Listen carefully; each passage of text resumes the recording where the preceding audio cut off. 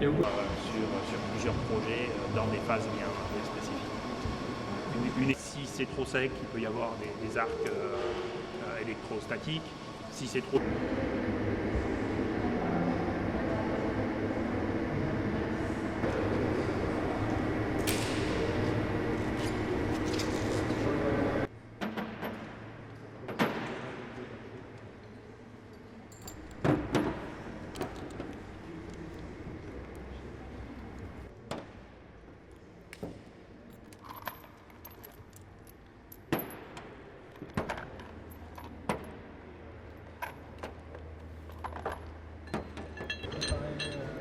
Oui, pour préparer le sanglage, pour...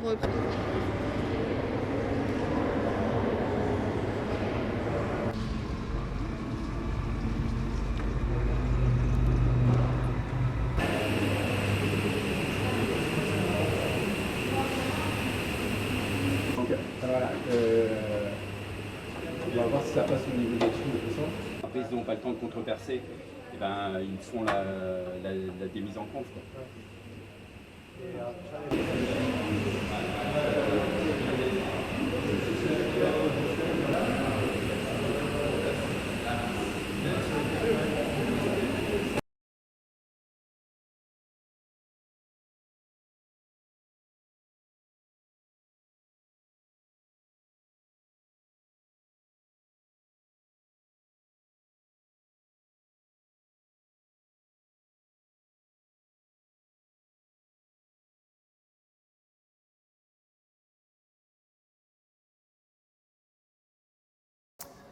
ExoMars, c'est une mission qui a pour but de détecter la vie sur la planète Mars.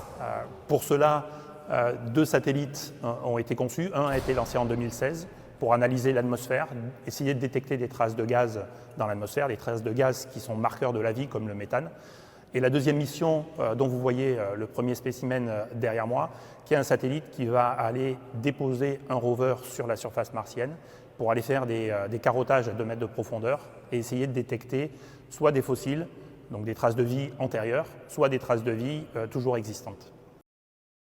Parce qu'il y a une couche de sédiments très importante qui a été détectée, qui est signe de présence d'eau liquide dans un passé pas si lointain.